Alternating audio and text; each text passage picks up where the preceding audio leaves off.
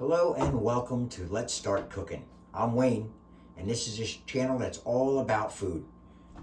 I got an email last week, and the question was, every time I make a meatloaf, it always seems to come out dry. What am I doing wrong? You're not really doing anything wrong. There's one of two problems that you might have. One, you're either using a ground beef that's too lean, and meatloaf is one of those things that you have to have a fat content in your meat. That's what keeps the meatloaf nice and moist. Or you're overcooking it. So today, we're gonna make a simple meatloaf. Again, it's not that hard. We'll get it done quick in the oven and you'll see how good it's gonna turn out. All right? So first off, what we're gonna do is we're gonna make the glaze for the meatloaf. Again, very simple. You're gonna need a half a cup of tomato ketchup. You're gonna need 2 tablespoons of brown sugar. And we're just going to put that right in there like that. And you're going to need 2 tablespoons of apple cider vinegar. And we're just going to mix that up.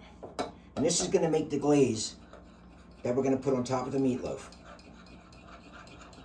Now, if you're the type of person that likes a brown gravy on their meatloaf, then you can skip this part.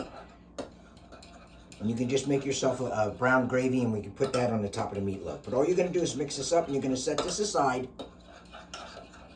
And this is what's going to go on the top of the meatloaf. All right? So we're going to put this over here. And now we're going to get this nice big bowl. Now you're going to start off with, you're going to put your 1 cup of Panko breadcrumbs. And the reason we use Panko and not regular breadcrumbs is Panko are a little bigger and they're going to puff up once they get moisture in them, once we put the onions in. When they puff up, it makes the meatloaf more tender. So we're going to add the 1 cup of Panko breadcrumbs. And then we're going to take 1 large onion, chopped. And we're just going to add that right to our breadcrumbs.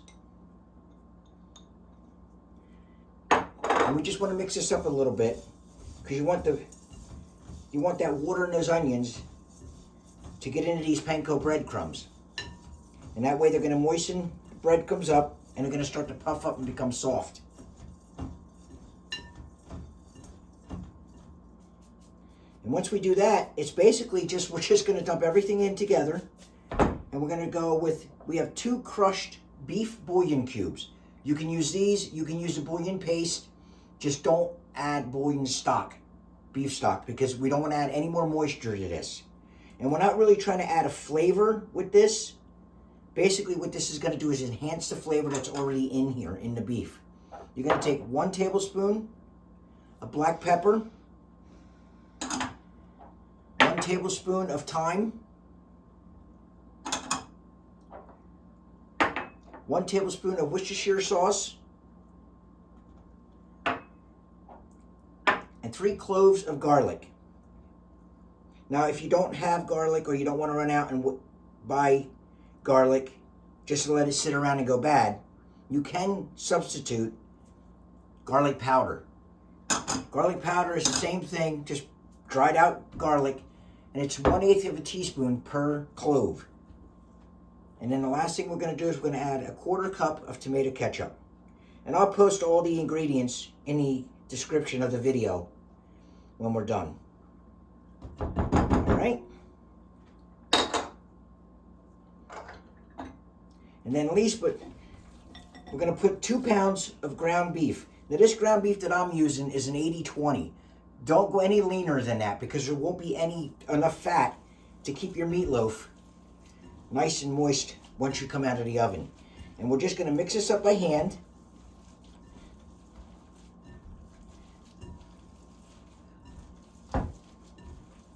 Once we get this all mixed up, we're going to put this in a regular pan that you make bread with, a bread pan. You can use glass or metal, it doesn't matter. But you just want to mix this up so it's well incorporated. We don't want to bite into one big clump of pepper or thyme. So we want to get this all nice and mixed up. All right. Once we get this all mixed up, we're going to take this and make it into a loaf. and we're going to put it into a pan, and then we're going to glaze it. So I'll get this mixed up, and then we'll be right back. All right? All right, we're back. Once we get this all mixed up, all we're going to do is transfer this into this pan, and then we're going to glaze it. So you just take it out. We're just going to put it in the pan. You can push it down. That's all you got to do. It's very simple. All right. And that's that. Now we just glaze it with the glaze that we made. And we're going to put about half of what we have on here. We're going to save the other half because we're going to put this in the oven at 350 degrees for 45 minutes. And then we're going to take it back out and we're going to reglaze it with the rest of the glaze that we have.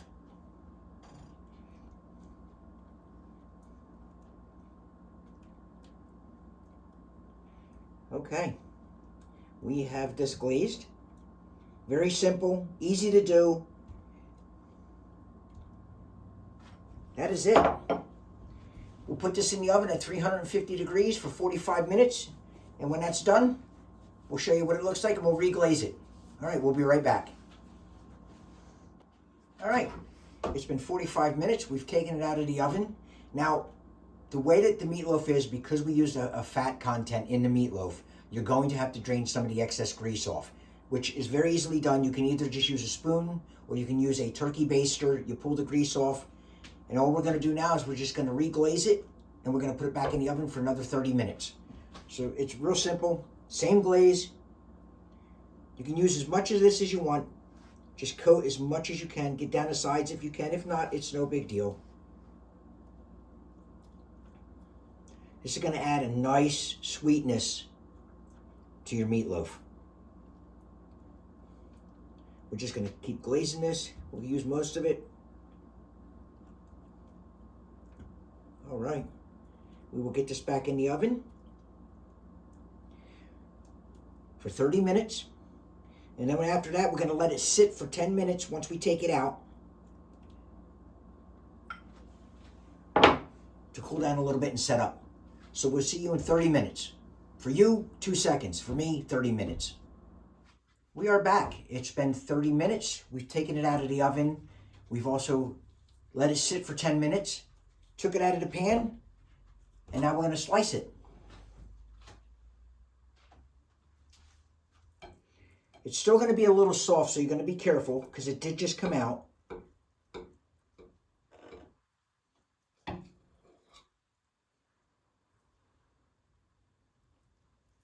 We'll slice one more. And we're going to be a little careful because, like I said, this is going to be hot. Still going to be soft, but man, is it tender.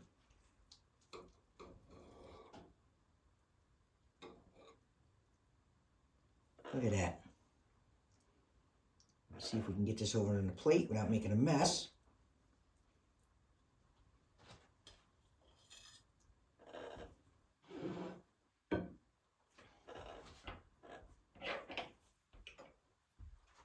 Nice, hot, nice and tender.